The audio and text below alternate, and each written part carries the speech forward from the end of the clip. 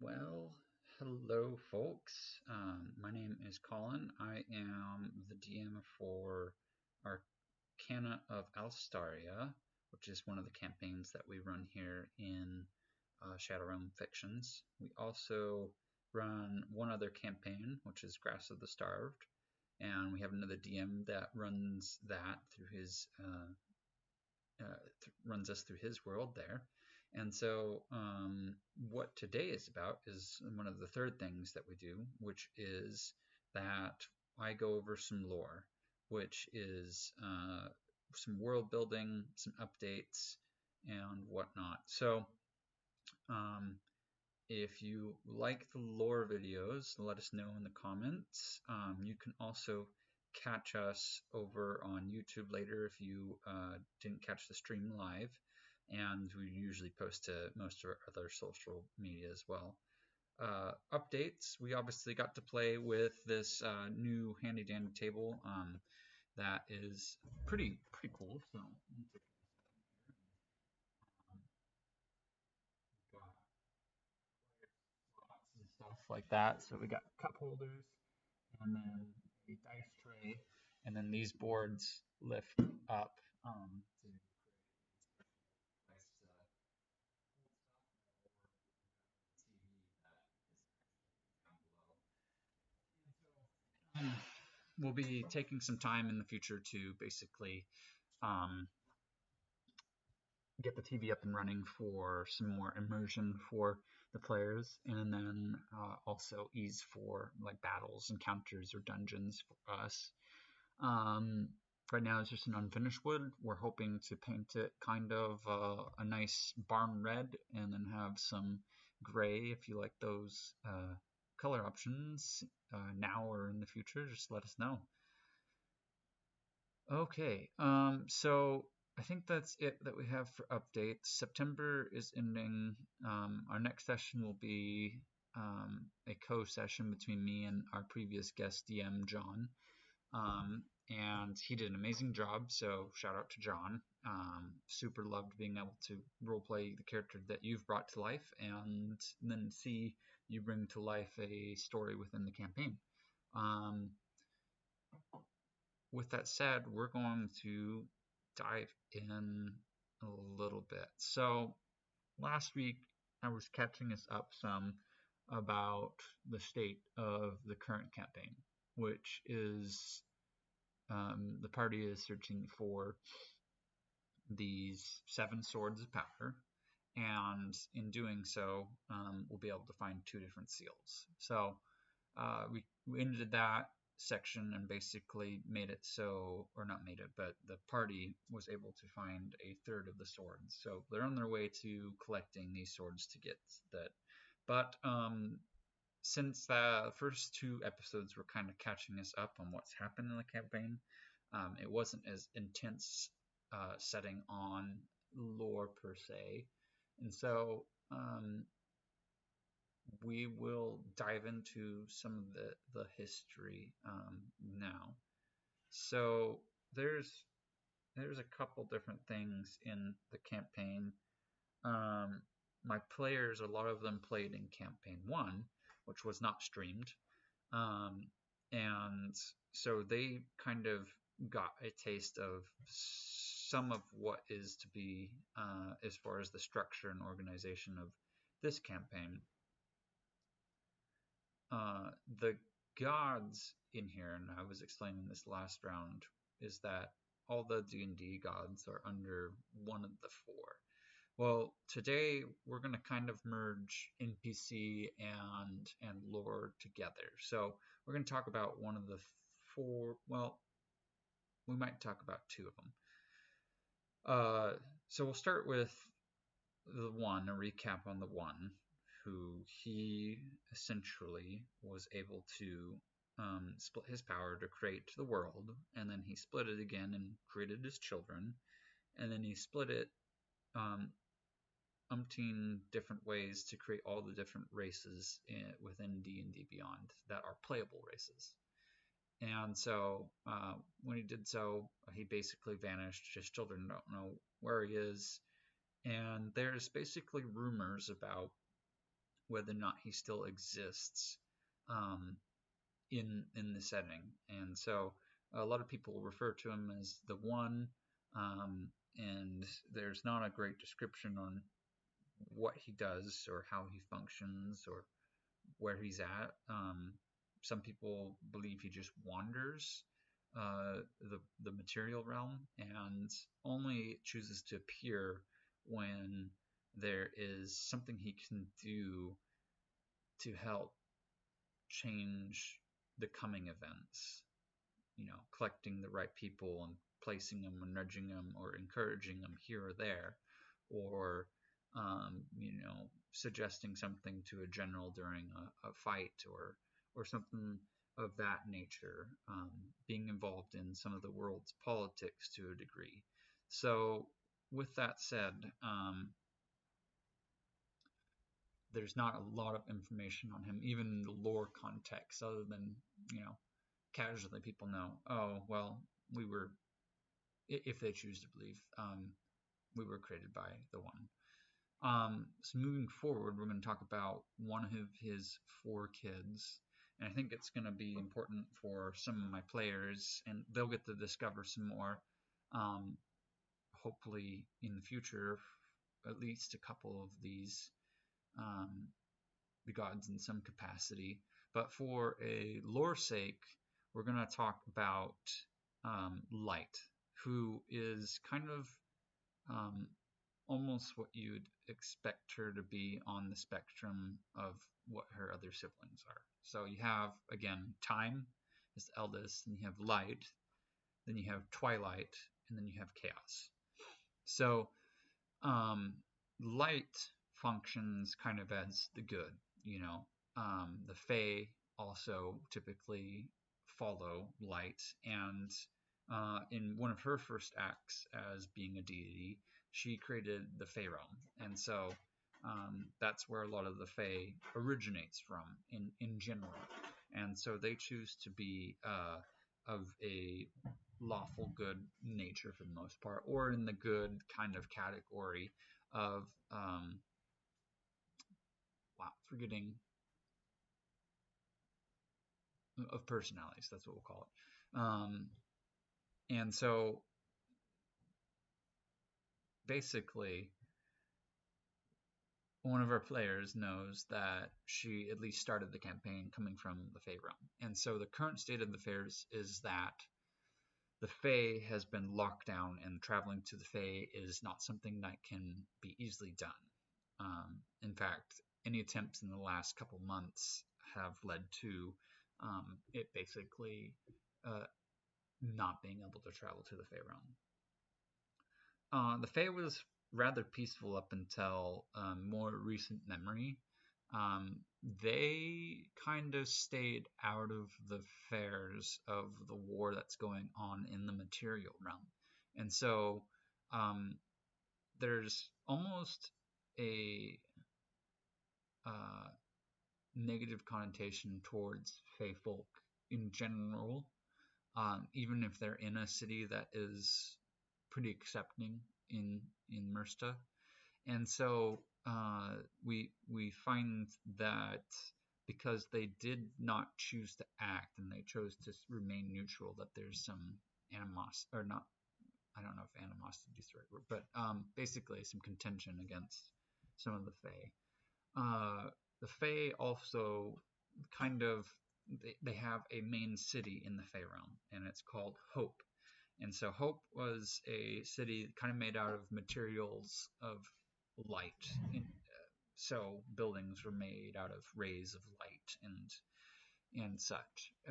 For the smaller outside villages, it could have been Fae forests. We see one of the characters come from a Haragon village, so you'd have some mounds and huts and stuff like that. So their architecture is a little bit more open in design and in general. And while the Fae would all mingle and whatnot inside Hope, they tend to have their own, the fairies stay over here, and then the Haragon over here, and different capacities in all of that. So they'll have their own little slice of Light's realm, the Fey realm. Light, as far as somebody that kind of manages the Fey realm, she is compassionate. Um, she's known for loyalty when she chooses to give it. And she has uh, she's about things that are fun. Because even though she is light and for what is good, she's not necessarily the justice oriented or the lawful one. That's her younger brother, Twilight, and we'll get into him at a different lore session. So, really, Light is there to kind of be what would bring the motions of fun and hope and peace. You know, her realm typically, as people visitors have entered, have found a profound amount of peace that have entered that particular realm, and so those are all kind of characteristics. She likes fun things. She likes puzzles. She finds fascinating magic locks extremely fun. And then she enjoys riddles. And this is if any of my players choose this, watch this at some point, as I'm adding in little tidbits for them to find, is that the teleportation function that we have inside of Mersta was created by Light. She likes the riddles, so she imposes riddles on the teleportation devices in order for them to work. And that's how, I know not necessarily in the stream have we seen the teleportation mechanic before, but it is something that is active, and as my players encounter a new area, they can choose to look for a teleportation basically platform, and in order to activate the platform, it's solving a riddle. So this is how light functions in a more material way for the players. Is while they don't interact with Light herself, they do interact with Light and her devices that she does make. Outside of that, in the campaign so far, we haven't heard too much from Light herself or a bunch of references. We have seen some, one of the players has heard about the City of Hope,